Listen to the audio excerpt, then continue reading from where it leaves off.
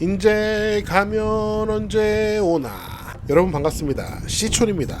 사실 이거 굉장히 슬픈 음악인데요.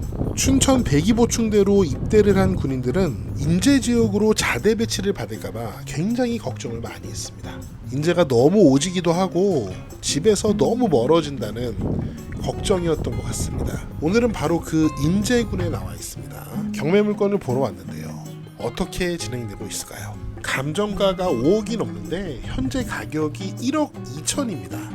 경매 시장에서도 철저하게 외면을 받고 있는 모습인데요.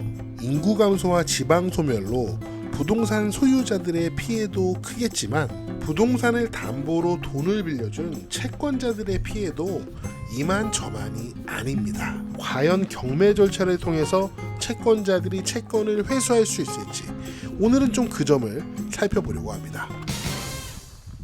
우선 현장을 간단하게 보겠습니다. PC방도 있었던 것 같고 카페도 있었던 것 같습니다. 앞쪽에 합성목재 데크가 깔려 있는데 와, 합성목재도 이렇게 변형이 심하네요. PC방과 카페는 영업을 하지 않은 지 굉장히 오래된 것 같습니다.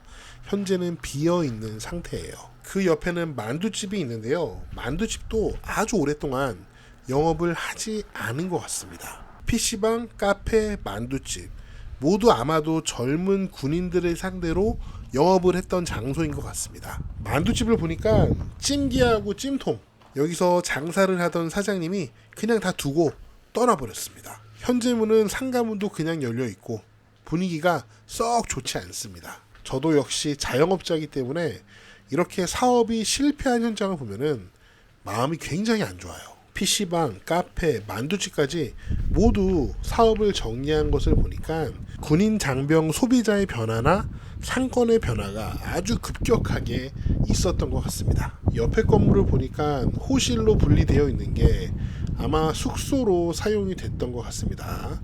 현재는 전혀 인적이 없었고요. 현재는 이렇게 생활 집기들과 그냥 쓰레기들이 바닥을 나뒹구는 그런 모습입니다. 와, 누가 여기다가 자동차 매트까지 버리고 갔네요. 사실 이렇게 현장을 보니까 와, 어떻게 여기서 장사를 할 수 있을까? 어떻게 감정가가 5억이 넘을 수 있을까? 이런 생각이 드는데요. 사실은 경매에 토지가 상당히 많이 포함되어 있어서 땅이 넓어서 감정가가 높은 것 같습니다. 채권자들도 토지의 담보 가치를 인정해서 상당히 많은 돈을 빌려줬겠죠. 그런데 현장을 지켜보면서 제가 든 생각은 과연 이 부동산이 진짜 그 정도의 담보 가치가 있나? 그런 생각을 미안하지만 갖게 됐습니다. 사실 근저당권자 입장에서는 채권이 부실 채권이 되면 경매를 통해서 그 채권을 회수할 수밖에 없는데 이런 식으로 경매에서 유찰이 되면 담보 가치가 담보가 안 되니까 참 답답한 상황에 놓이게 됩니다. 경매 물건을 우선 지도로 보시면요. 여기 파란색으로 표시된 모든 토지하고 그 건물들이 포함되어 있습니다. 이 토지의 면적이 대략 800평, 상당히 넓고요. 건물도 80평 정도 됩니다. 미쓰고 부동산에서 국공유지 필터를 적용해 보면 이런 식으로 국공유지와 접해 있기도 하고 경매 물건 토지 사이에 국공유지가 지나가기도 합니다. 이런 부분은 점용 허가를 받아서 단독으로 사용할 수도 있겠죠. 등기 요약을 보면서 어느 정도의 채권이 이 부동산에 잡혀 있는지 한번 살펴보도록 하겠습니다. 최선순위 설정 근저당이 채권 최고액 3억 2,500만 원으로 말소 기준 권리입니다. 등기 기록을 확인해 보니까 이 중에 일부를 다른 금융사에서 대위 변제를 했더라고요. 그래서 현재 이 근저당권자는 2억 2천만 원 정도를 경매 절차에서 청구를 한 상태입니다.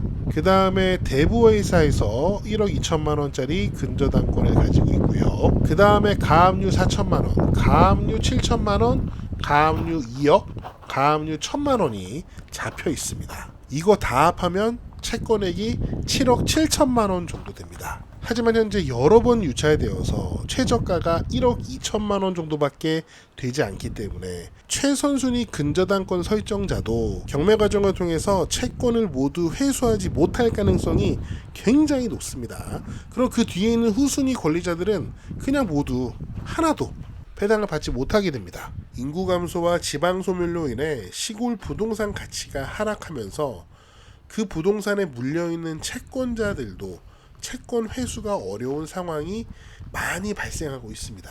물론 시골 부동산이라고 해서 모두 동일한 상황은 아닐 겁니다. 왜냐면은 시골 부동산은 개별성이 굉장히 강하니까요. 그러면은 이번에는 이 부동산이 왜 이렇게 가치가 떨어졌는지 그 개별성을 한번 살펴보도록 하겠습니다. 여기가 인제군 상남면인데 뉴스 기사를 보니까 인제에서 가장 작은 마을이 바로 이 상남면이라고 합니다. 인구가 한 2,000명밖에 안 되는 인구가 굉장히 적은 지역이에요.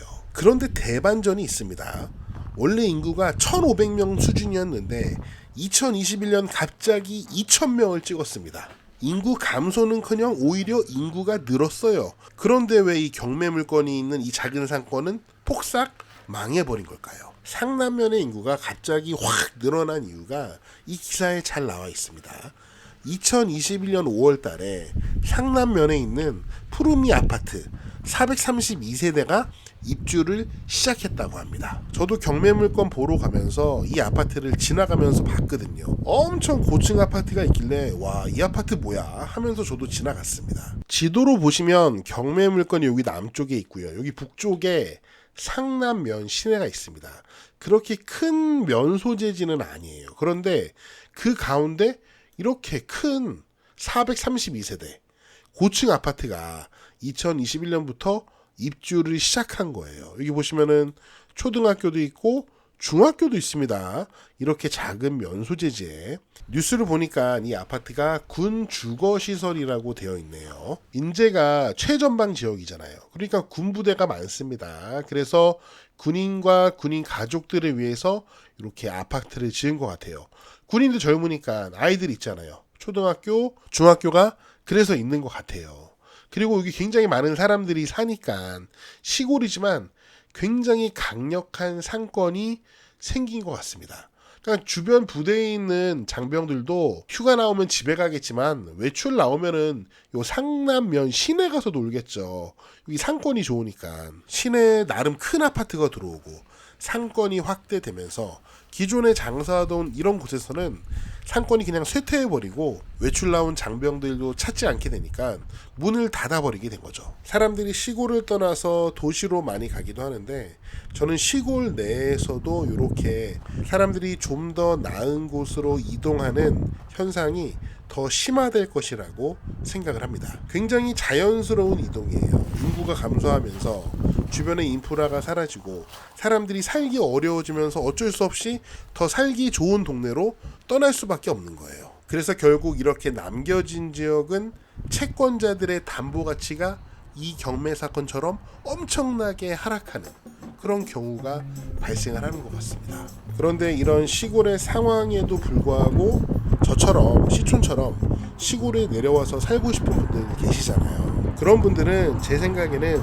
지역을 선정하실 때 인구가 너무 적어서 빨리 소멸될 지역보다는 읍면 기준으로 한 4-5천 명 이상의 인구를 가진 동네를 선택하는 게 그나마 안전할 것 같아요. 그 정도 인구가 사는 읍면 단위를 선택하시면 그래도 여러분 사시는 동안 마을의 인프라가 완전히 사라지는 일은 없지 않을까, 그렇게 좀 예상이 가능한 것 같습니다. 네, 제가 준비한 내용은 여기까지고요. 여러분은 어떻게 보셨는지 여러분의 다양한 의견을 댓글로 남겨주세요. 저는 다음 영상에서 더 재미있고 유익한 내용으로 돌아오겠습니다. 여러분, See you again.